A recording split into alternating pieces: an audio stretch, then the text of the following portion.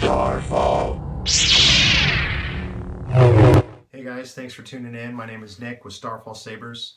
Have another saber reveal for you today, and this saber has been in the works for quite a while.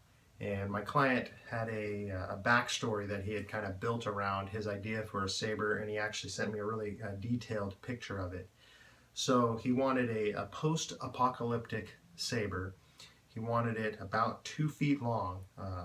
It's a huge hilt with like a real torn leather wrap, a crystal reveal where it looks like the saber had been damaged, and then a laser engraved blade. And then he also wanted a shoulder sling so that basically you can carry it around this post-apocalyptic world.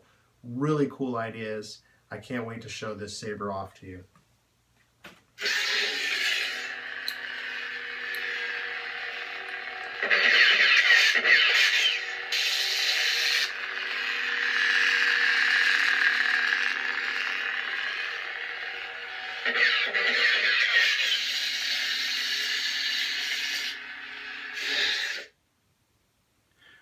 Okay guys, so here this saber is in all its glory.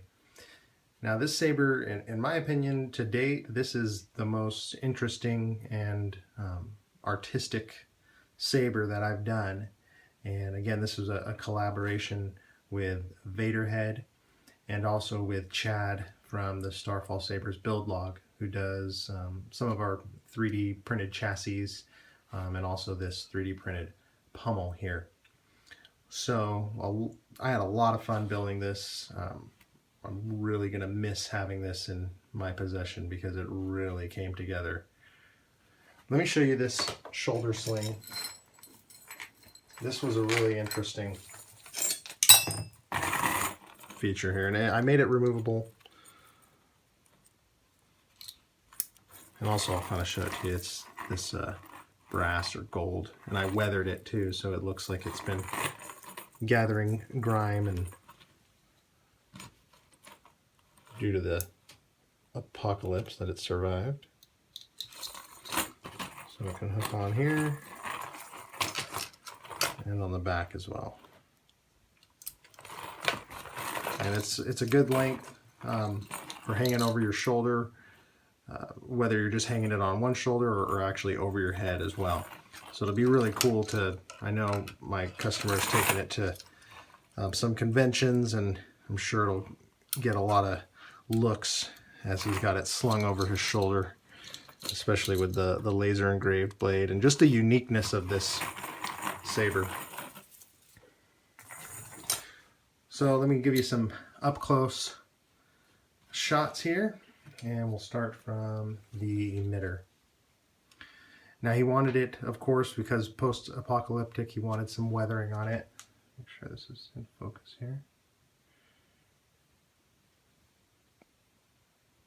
There we go.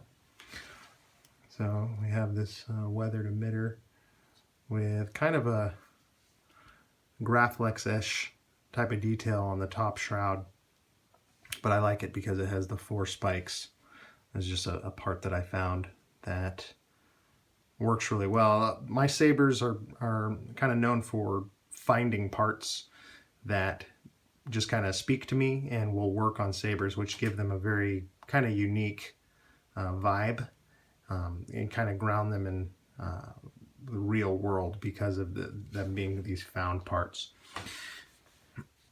Now this shroud, I hand cut this detail on here. This is actually gold plated steel. And then I took a scoring tool and kind of gave it this ribbed look, which just adds a nice visual dimension. Under here you have a ribbed foregrip section. This is where the kill key will go in. In fact, I'm going to put that in right now so I don't keep turning the saber on. Then you have the top D-ring for the shoulder sling. And then more of a polished, again, this is gold plated steel. This kind of secondary shroud. Now this is all steel under here, hand milled or hand turned on a lathe. as well as this brass choke section here turned on my lathe, and again weathered it here so it has that kind of grimy look. And then we have the crystal chamber where it looked like it was hit by like a blaster bolt or something. And I'll turn this on and I'll show you the crystal reveal in there as well. You can see it. But I found this purple piece that had these milled out holes, which kind of just gave it a cool pop of color. It's the gold and the brown leather wrap. Now he wanted the leather wrap to be, again, because it's a post-apocalyptic saber, just really rough, kind of thrown together. And Vader Head actually hand tooled all of this and cut it out, put this twine in it as well. And it's just so cool looking. It's very solid. This is definitely a dual worthy saber. Now coming along the back, my customer had wanted this Morningstar style pommel, and just the best way to be able to do that, we 3D printed it and painted it, and it turned out really nice. This is the back where the shoulder sling hooks on here, recessed into the leather, and then you have your speaker grate here. So this, and your control box, you have your power button. It's kind of a patinaed brass for your power, and then your auxiliary button here. Just a little machined button cap that I did on the box. So again, really proud of this saber. It's very unique, and I hope you guys like this. So I'm gonna fire it on and show you some of the features here. First, I want to show you the crystal chamber. That turned out really cool. So you pull the kill key here. This right now shuts power off to the saber. You see here, you can't turn it on. So pull the kill key and you'll hear the boot up sound. Now this is also where you will put your charger in to charge up the saber. The dark side. And you have your power button right here.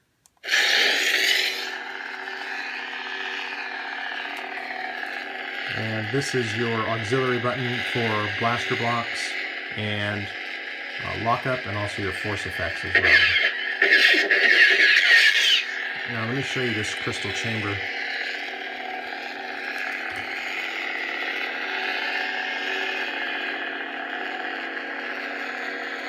And this crystal, it's a real quartz crystal, and it is synced to the auxiliary or to the blade features. So when your blaster block triggers the flash on clash, the chamber will flash as well.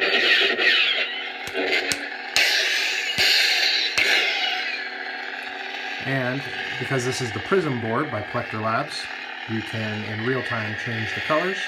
And you do that by tapping the power and auxiliary at the same time, tap and release.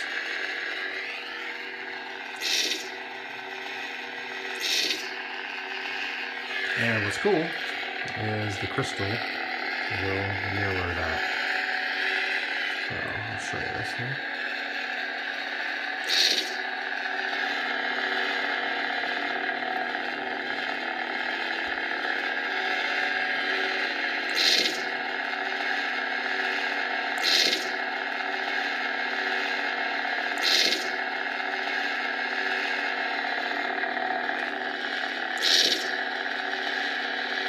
Back to red. Now let me show you the blade that Vader Head did. And Vader Head also did the install on this. So he did the leather wrap, the install, and also had this blade laser engraved. Now it's in Arabish, and it is, I think it's forging ashes out of dust. I think that's, and I double checked that when I translated it to make sure. But you can see forging ashes out of dust. And make sure this is in focus here so you can see how cool this laser engraving turned out. Alright, and we'll put the blade in here. your blade retention screw.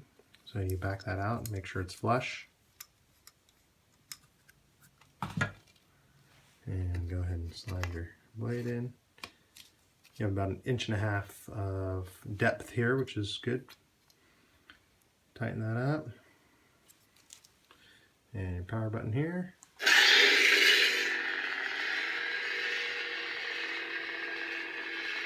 You can see how nice the laser engraving shines through. It's really cool. And I'll take you through cycling these blade colors here.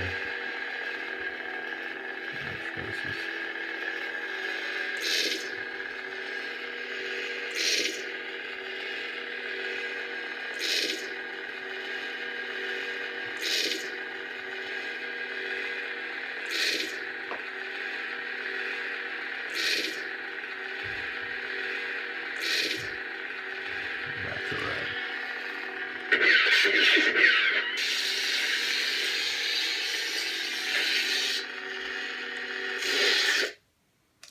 Now with the Prizm board, you can also cycle through 6 different sound fonts. So you push and hold your auxiliary button until it beeps at you, and then it'll cycle to the next sound font.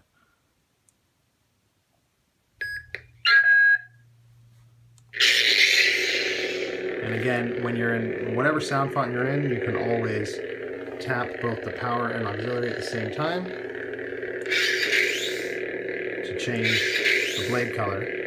And then when you power off, when you turn the saber back on, it'll remember that that is the blade color you selected.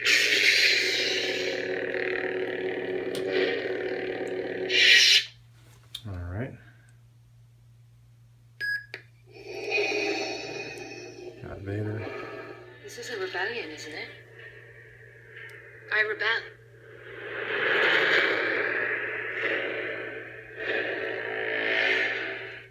What will you become?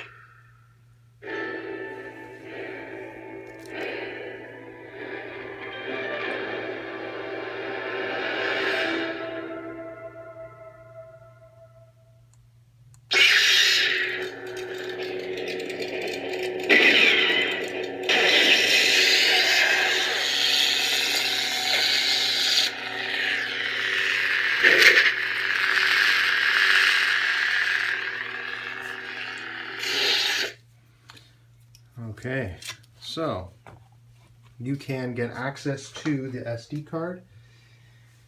If you ever want to change up the sound fonts, always make sure you put the kill key back in. And you would take an Allen wrench. There's a screw here. Make sure it's focusing here. Screw here, and another button head, or socket screw here, button head screw on the other side. Take those out carefully and remove the pummel, and you'll see there's a speaker here, and it's in a box, acrylic box, so you just pop that out. You'll have access to the SD card and the rice cable.